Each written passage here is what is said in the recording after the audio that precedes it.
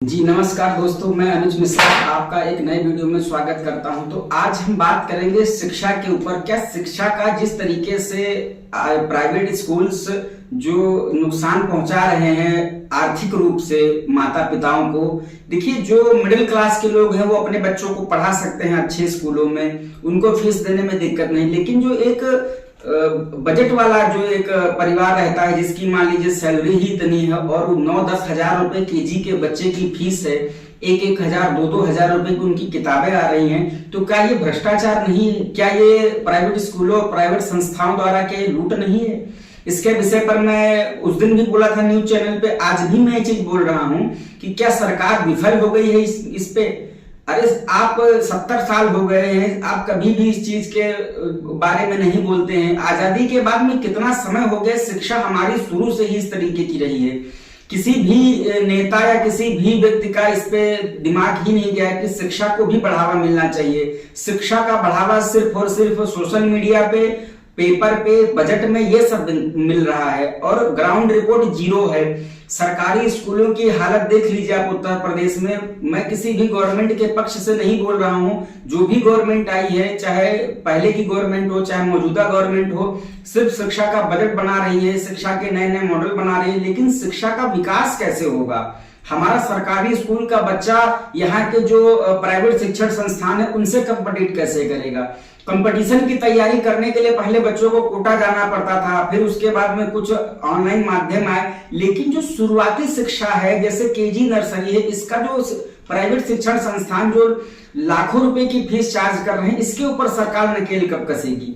क्या इसी तरीके से ये चलता रहेगा? शिक्षा का जो ये खेल चल रहा है पैसे वाला, इसको सरकार कब देखेगी? क्या आप एक मानक तैयार नहीं कर सकते हैं? आप इसके मानक तैयार करिए कि आप इतनी फीस ले सकते हैं, आप गवर्नमेंट में हैं, आपके ऊपर लोगों ने भरोसा किया है।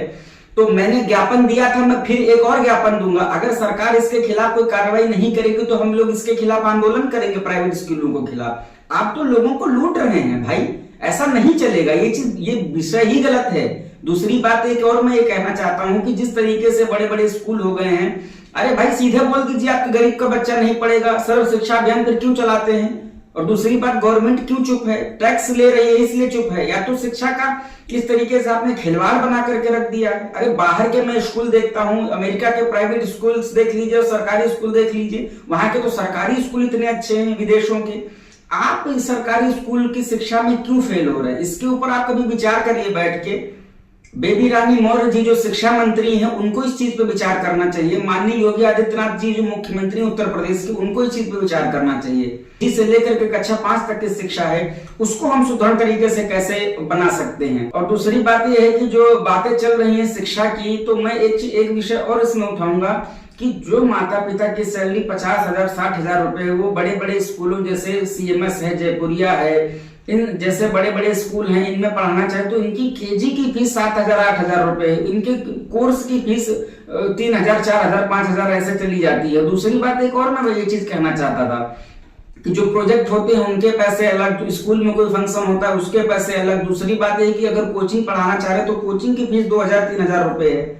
अरे लड़का अपना इंसान पढ़ा रहा है कि EMI दे रहा है? एक केजी के बच्चे की हर महीने की उसकी जो एक्सपेंसेस आ रहे हैं सिर्फ पढ़ाई का 10 से 12 हजार रुपए।